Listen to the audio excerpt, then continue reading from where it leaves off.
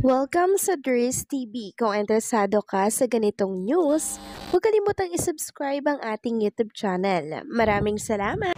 So ayun, welcome back again sa ating YouTube channel mga kakimpaw, and sa update natin ito, ang pag-uusapan natin ay tungkol sa mga importanteng ganap kina Kim and syempre kay Paula Avellino. Pero bago po ang lahat, maraming salamat sa inyong patuloy na pagsuporta at pagsubaybay sa mga daily update natin.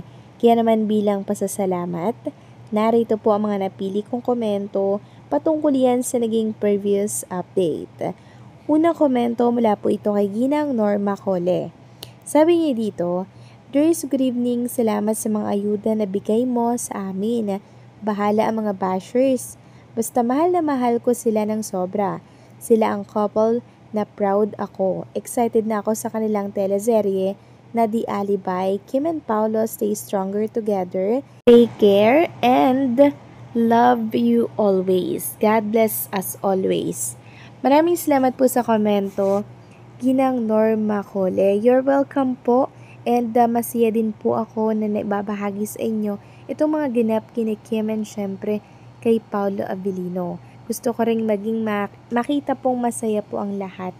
Kasi every time na may nakikita po ako nakakilig kay Kim and Paula Avellino, gusto ko tong ibahagi agad-agad sa inyo.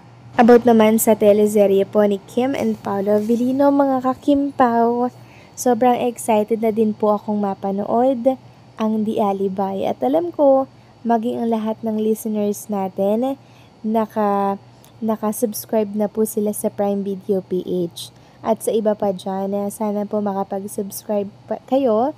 Suportahan nating lahat si Kim and Paula Avellino para po mag-hit na naman etong kanilang series, no, mga kakimpaw.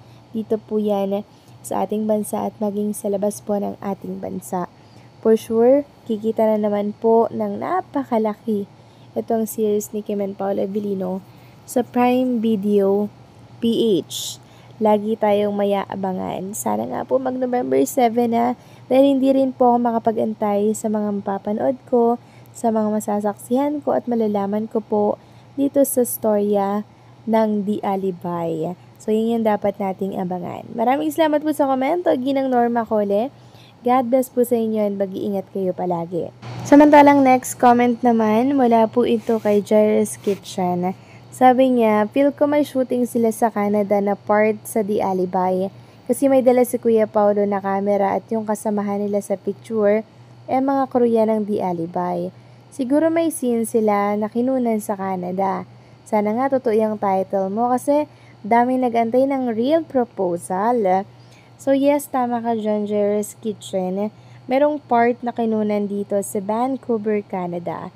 Ang husay nga ng production team ng The Alibi kasi naisingit nila yung ganap na yon or yung part na yon ng The Alibi dito sa ASAP Vancouver. So double purpose, diba mga kakimpaw?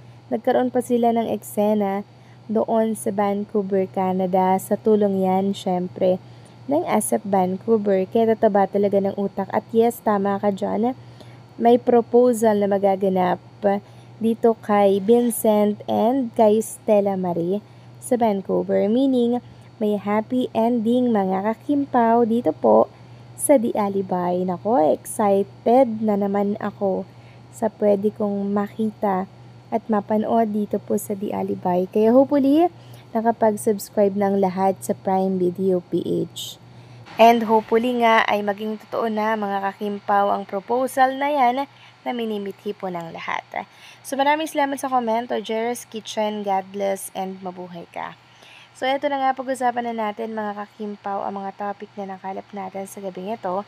At unahin na nga nating pag-usapan ang tungkol po dito sa pamimigay po ng 100 ticket para po yan sa, 100 subscription po pala para yan sa 2 months Prime subscription.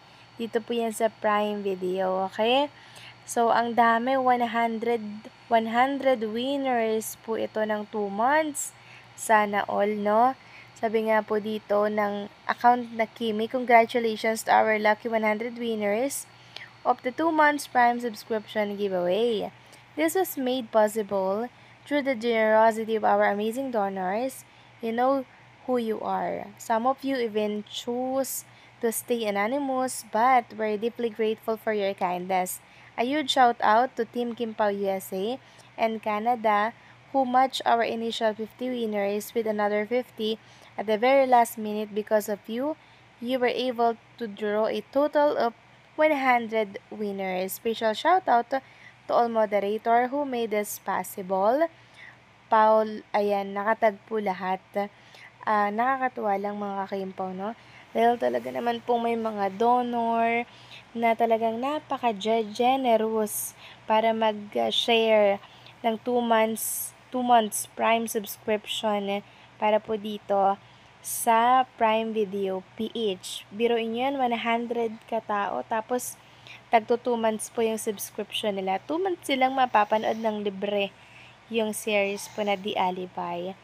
So, sana all, ano? At maraming salamat syempre sa mga butihin po natin na sponsors or donors ng naturang blessings. Next topic naman, pag-usapan natin mga kakimpaw tungkol nga dito sa video na napanood ko po. Dito yan sa X. Mula ito sa post ni Patricia. Sabi niya, ate ko is totally slaying it as a passenger princess. That's not part of the scene. Okay, ayan. Di po yan parte ng eksena ng The Alibay.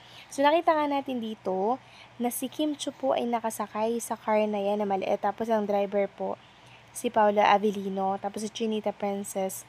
Doon siya sa passenger seat. Grabe. So, una pong bumaba si Paula Avellino. Tapos, unang bumaba si Kim Chiu. Pangalawang bumaba si Paula Avellino.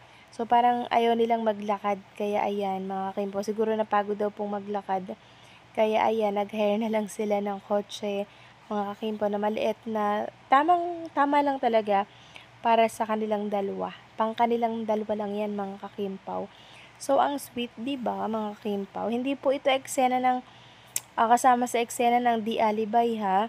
Ito po ay during pagpunta nila sa taping ng The Alibay. At yan po ang gamit nila. So, sabay sila na pumunta sa location ng shoot nila. So, ang sweet mga kakimpaw, di ba? Sabay na sabay talaga sila. At pinag-drive pa ni Paula Avellino si Chinita Princess. So, napaka-caring gentleman ng isang Paula Avellino. Kasi talagang you beside me always. Lagi talaga silang magkasama. Mapa-on cam, mapa-off cam. Wala po kayong masasabi. Kundi lagi silang magkasama. Napaka-genuine talaga ng kanilang pagsasamahan mga kakimpaw. Kaya ang daming naiinggit sa kanila at pilit silang sinisira ng iba. Pero pundasyon na talaga at matibay si Kim and Paulo. So anong sa inyo dito mga kakimpaw? Please comment down below. So hanggang dito lang po ang update natin mga kakimpaw. Maraming salamat po sa patuloy na pagsuporta.